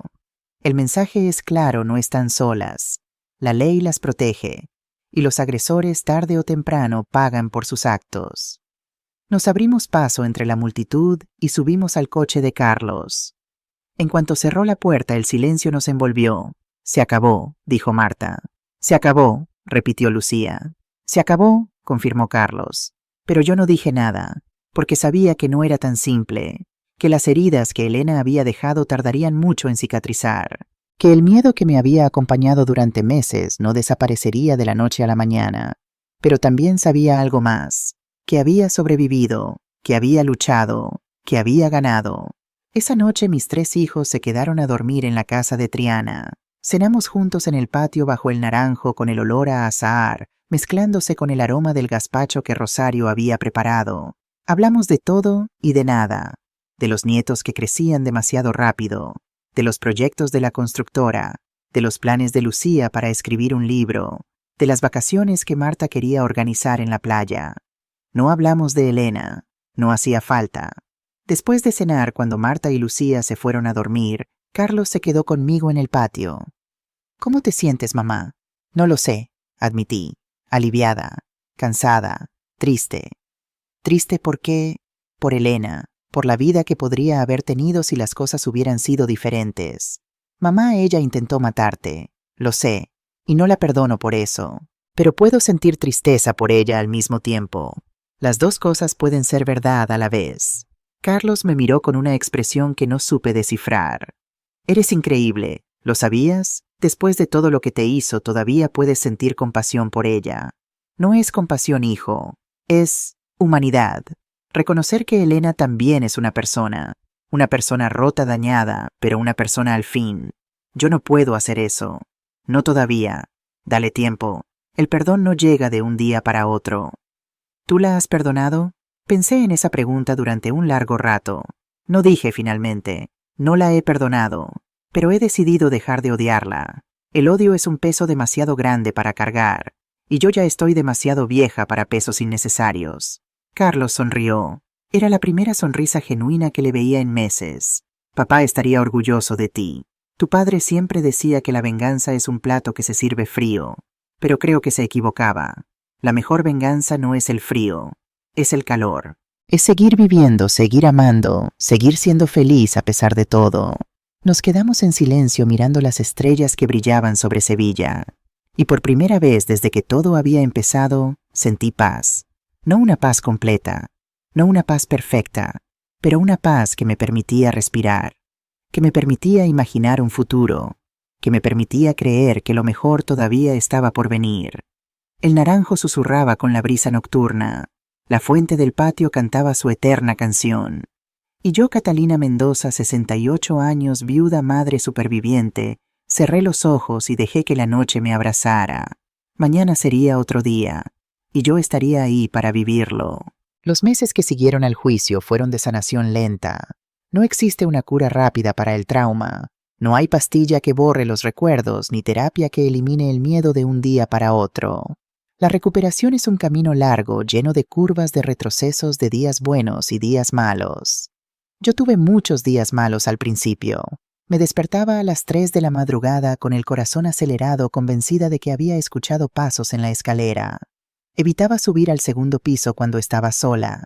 A veces, cuando el viento movía las ramas del naranjo contra la ventana, saltaba del susto como si alguien hubiera entrado en la casa. Rosario me encontró más de una vez llorando en la cocina sin motivo aparente. Señora Catalina, ya pasó. Esa mujer está en la cárcel. No puede hacerle daño. Lo sé, Rosario. Lo sé, aquí me tocaba la cabeza. Pero aquí me tocaba el pecho, todavía no lo sabe. El psicólogo que don Álvaro me recomendó dijo que era normal, que el cuerpo guarda los traumas aunque la mente quiera olvidarlos, que necesitaba tiempo, paciencia, compasión conmigo misma. Usted sobrevivió a algo terrible, señora Mendoza, me dijo en una de nuestras sesiones. No se castigue por no estar bien inmediatamente. Dese permiso para sanar a su propio ritmo. Y eso hice. Me di permiso. Permiso para llorar cuando lo necesitaba. Permiso para tener miedo. Permiso para no estar bien.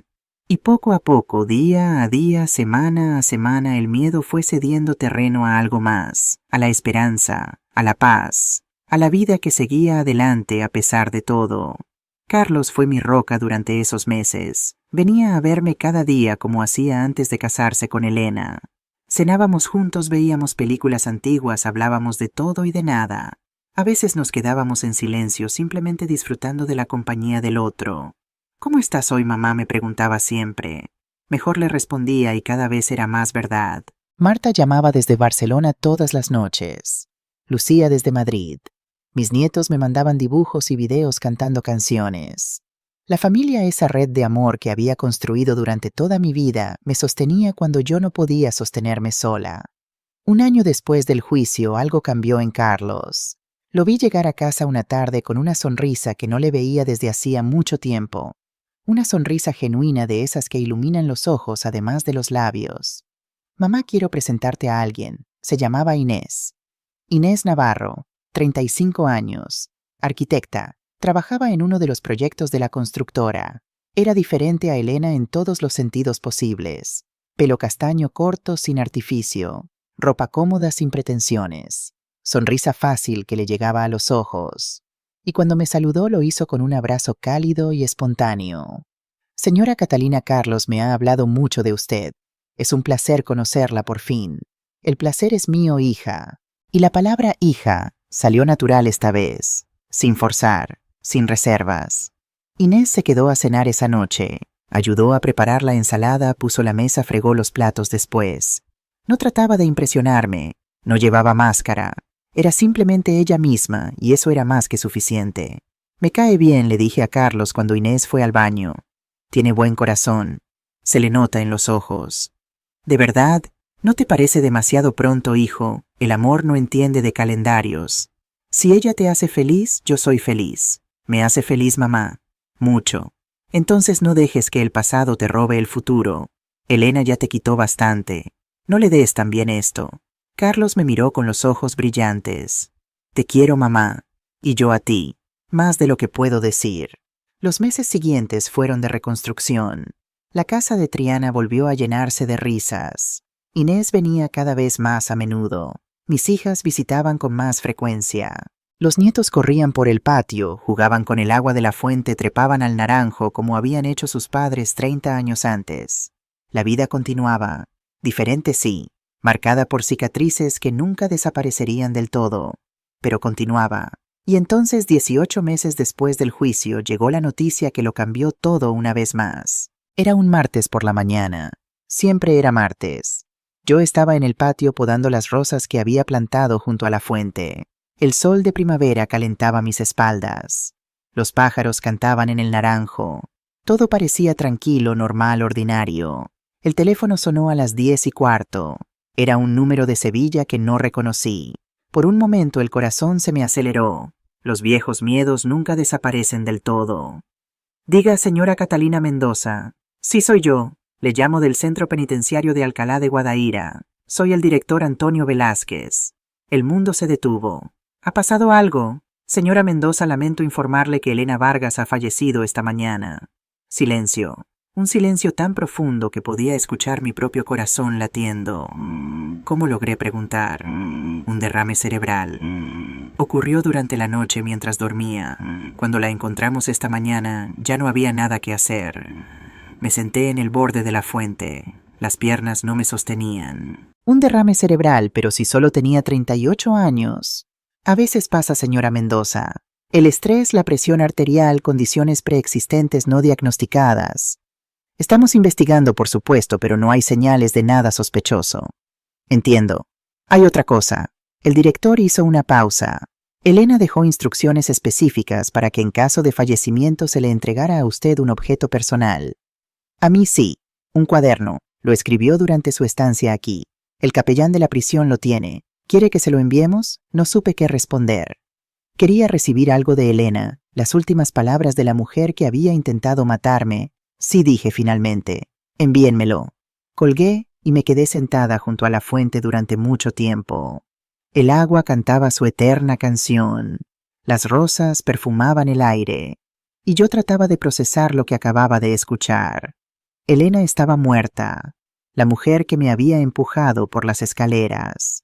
La mujer que había aterrorizado a mi familia durante meses. La mujer que había llenado mis noches de pesadillas. Muerta. Debería haber sentido alivio, satisfacción, justicia poética, pero solo sentía vacío, un vacío inmenso que no sabía cómo llenar. Llamé a Carlos, le conté la noticia. ¿Cómo te sientes?, me preguntó después de un largo silencio. No lo sé, hijo. Honestamente no lo sé. ¿Quieres que vaya? No hace falta, estoy bien. Solo necesito procesar. Te quiero, mamá. Y yo a ti. Esa noche no dormí. Me quedé sentada junto a la ventana de mi habitación mirando el patio iluminado por la luna pensando en Elena. Pensando en la mujer que había conocido en la feria de abril con su vestido rojo y su sonrisa perfecta. Pensando en la mujer que había intentado matarme en lo alto de la escalera. Pensando en la mujer que había mirado al vacío durante el juicio como si ya no le quedara nada dentro. ¿Quién era Elena realmente? ¿La víbora que había aterrorizado mi vida? ¿O una mujer rota que nunca aprendió a amar sin destruir? No tenía respuestas. Solo preguntas. Y un cuaderno que llegaría en unos días. El paquete llegó una semana después. Era una caja pequeña, sin decorar, con el sello del centro penitenciario. Dentro, envuelto en papel marrón, había un cuaderno de tapas de cuero gastado. También había una carta del capellán de la prisión. Estimada señora Mendoza, Elena Vargas me pidió antes de morir que le enviara este cuaderno. Es un diario que escribió durante sus meses en prisión. Me pidió específicamente que usted lo recibiera. Es importante que lo lea, me dijo. Necesita saber la verdad. No sé qué contiene. Solo cumplo con su última voluntad. Que Dios la bendiga. Padre Miguel Sánchez. Dejé la carta sobre la mesa y miré el cuaderno. Quería leerlo. Quería saber qué había escrito Elena en sus últimos meses de vida. Una parte de mí decía que no, que lo quemara sin abrirlo, que dejara el pasado en el pasado. Pero otra parte, esa parte que todavía buscaba entender, necesitaba saber. Abrí el cuaderno. La letra de Elena era pequeña, apretada, inclinada hacia la derecha. Las páginas estaban llenas de palabras, algunas tachadas, otras subrayadas como si hubiera escrito en un estado de agitación constante. La primera entrada estaba fechada un mes después de su encarcelamiento. No sé por qué escribo esto. Tal vez porque necesito que alguien entienda. Tal vez porque necesito entenderlo yo misma. Catalina tiene razón. Soy un monstruo. Pero no nací así. Me convertí en esto día a día, decisión a decisión, hasta que ya no reconocía a la persona que veía en el espejo. Seguí leyendo. Página tras página Elena contaba su historia, la verdadera historia. No la versión que había presentado en el juicio, sino la cruda, dolorosa, terrible verdad. Una madre que la abandonó cuando tenía 7 años. No eres digna de amor, le había dicho al irse. Un padre que se hundió en el alcohol y la ignoraba como si no existiera. Una adolescencia de soledad, de hambre, de afecto, de buscar en otros lo que nunca había recibido en casa. Aprendí pronto que el amor era algo que se ganaba, que se conquistaba, que se arrebataba si era necesario. Nunca aprendí que el amor se da libremente, sin condiciones, sin expectativas. Escribió sobre sus relaciones anteriores. Hombres que la usaron y descartaron. Hombres a los que ella usó y descartó. Un ciclo interminable de dolor infligido y recibido. Y escribió sobre Carlos. Cuando conocí a Carlos pensé que por fin había encontrado a alguien que me vería, que me elegiría, que me amaría como yo necesitaba ser amada. Pero él ya tenía a alguien, a su madre, a Catalina, y por más que lo intenté, nunca pude competir con ella. Las páginas siguientes eran las más difíciles de leer. No odio a Catalina, nunca la odié realmente. Lo que odiaba era lo que ella representaba, todo lo que yo nunca tuve.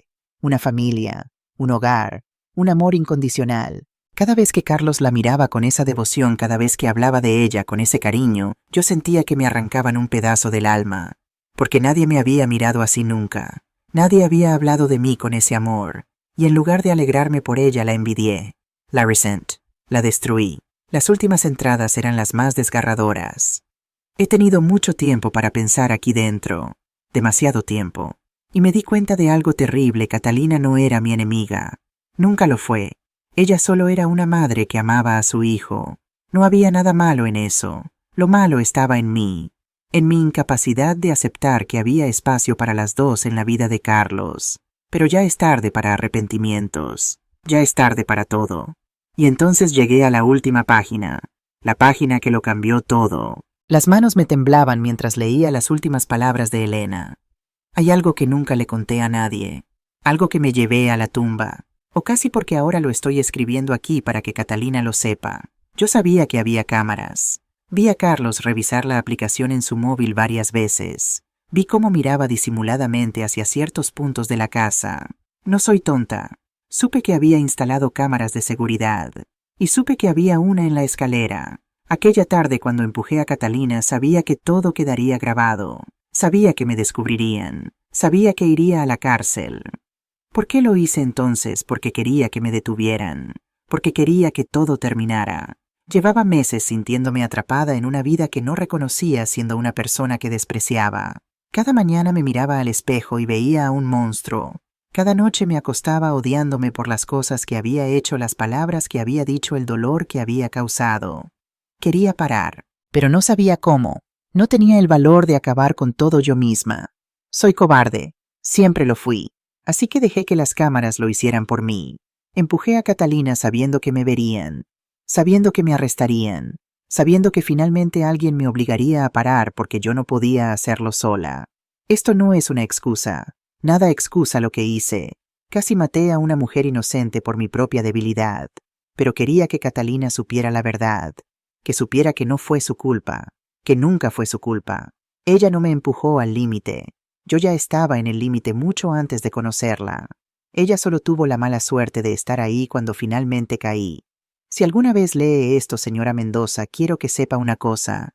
Lo siento, no espero su perdón, no lo merezco, pero lo siento, de verdad, y espero que encuentre la paz que yo nunca encontré. Cerré el cuaderno. Las lágrimas corrían por mis mejillas sin que pudiera detenerlas. No lloraba por mí, lloraba por Elena. Por esa mujer rota que había buscado la destrucción como única salida, por esa niña abandonada que nunca aprendió que merecía ser amada, por todo el dolor que había causado y todo el dolor que había sufrido. Ay, Elena, susurré al cuaderno cerrado. Qué triste es tu historia. Rosario me encontró así llorando en el salón con el cuaderno en las manos. Señora Catalina, ¿qué ha pasado? Le conté. Le leí las últimas páginas. Vi cómo sus ojos se llenaban de lágrimas también. Pobre criatura, dijo Rosario santiguándose. Qué vida tan triste. Sí, muy triste. ¿La perdona ahora, señora? Pensé en esa pregunta durante mucho tiempo. No sé si la perdono, dije finalmente, pero creo que la entiendo. Y a veces entender. Una semana después fui al cementerio donde habían enterrado a Elena. Era un día gris de primavera. Había llovido por la mañana y el aire olía a tierra mojada y a flores nuevas. Caminé entre las tumbas hasta encontrar la suya. Era una lápida sencilla, solo su nombre, las fechas de nacimiento y muerte. Nada más. No había flores, no había visitantes, solo silencio y olvido. Me quedé ahí de pie durante un largo rato sin saber qué decir. ¿Qué le dices a alguien que intentó matarte? ¿Qué le dices a alguien cuyas últimas palabras fueron una disculpa? Elena, empecé, y mi voz sonó extraña en el silencio del cementerio. No sé si puedes oírme, probablemente no, pero necesito decir esto en voz alta. Respiré hondo, leí tu diario, leí tus últimas palabras, y quiero que sepas que las escuché, que entendí, que sé que debajo de todo ese odio había una niña asustada que solo quería ser amada. Las lágrimas empezaron a caer de nuevo. No intenté detenerlas. No te perdono por lo que hiciste. No puedo. Casi me matas. Aterrorizaste a mi familia. Destruiste el matrimonio de mi hijo. Eso no tiene perdón. Pero, y aquí tuve que parar para tomar aire, pero puedo dejarte ir. Puedo soltar la rabia, el rencor, el miedo. No porque lo merezcas, sino porque yo merezco vivir sin ese peso. Saqué una rama de naranjo que había cortado del árbol del patio. Estaba en flor perfumada, hermosa. Esto es de mi casa, de la casa que tanto odiaste. Te lo traigo como símbolo de que ya no te odio, de que puedo recordarte sin dolor, de que puedo seguir adelante. Dejé la rama sobre la tumba. Descansa, Elena. Ojalá encuentres en la muerte la paz que no encontraste en la vida. Me di la vuelta y caminé hacia la salida del cementerio. No miré atrás. Primavera de 2030. Sevilla. El naranjo del patio está más frondoso que nunca. Sus ramas se extienden como brazos protectores sobre la fuente de azulejos andaluces. El olor a azahar perfuma toda la casa, mezclándose con el aroma del gazpacho que Rosario prepara en la cocina. Tengo 73 años. El pelo completamente blanco. Las manos con manchas de la edad. Arrugas que cuentan historias en cada pliegue de mi piel. Pero estoy viva. Y eso, después de todo, es lo que importa. Carlos e Inés se casaron hace 3 años. Fue una boda pequeña y hermosa aquí mismo en el patio bajo el naranjo. Igual que la boda de Carlos con Elena, pero completamente diferente. Esta vez había amor verdadero en el aire. Esta vez las sonrisas llegaban a los ojos. Ahora esperan a mi primera nieta. Una niña que nacerá en otoño y que se llamará Esperanza. ¿Por qué Esperanza?, le pregunté a Carlos cuando me lo dijo. Porque eso es lo que tú nos enseñaste, mamá, a nunca perder la esperanza, a creer que siempre hay luz después de la oscuridad. Marta sigue en Barcelona. Sus hijos ya son adolescentes. Sebastián estudia medicina. Emilia baila flamenco como una profesional. Lucía vive en Madrid con su familia. Su tercer hijo, nacido 2 años después del juicio, se llama Roberto, como su abuelo, como mi Miguel. Para que el nombre viva en 2 lugares, me dijo cuando nació. Rosario sigue viniendo todos los días, excepto los domingos. Tiene 70 años ya, y le he dicho 1000 veces que se jubile, pero se niega. ¿Y qué voy a hacer yo en mi casa, señora Catalina? Aquí tengo trabajo, tengo compañía, tengo propósito. Cuando usted se vaya, me voy yo también. Pues entonces no me voy nunca, le respondo, y las 2 nos reímos. El diario de Elena sigue en mi mesita de noche. No lo leo a menudo, pero a veces en las noches en que no puedo dormir, lo abro por las últimas páginas y releo sus palabras. No para sufrir, no para recordar el dolor, para recordar que todos tenemos nuestra historia, que todos cargamos heridas invisibles, que a veces las personas que más daño hacen son las que más daño han recibido. No significa que esté bien, no significa que se perdone, solo significa que se entiende. Y a veces entender es suficiente. Hoy es martes, pero los martes ya no me dan miedo. Estoy sentada bajo el naranjo en la misma banca de hierro forjado, donde Miguel y yo nos sentábamos a tomar el fresco hace tantos años. El sol de primavera calienta mis huesos viejos. Los pájaros cantan en las ramas. La vida sigue su curso eterno indiferente a nuestros dramas y tragedias. Esperanza, mi nieta de 5 años, corre por el patio persiguiendo a una mariposa. Tiene el pelo oscuro de su padre y los ojos claros de su madre. Cuando ríe suena como campanillas de plata. Abuela, mira, una mariposa amarilla. ¡Qué bonita, cariño! A ver si la puedes atrapar. Carlos e Inés preparan el almuerzo en la cocina. Puedo escuchar sus risas mezclándose con el sonido de los platos y las sartenes. Marta y Lucía llegarán esta tarde con sus familias.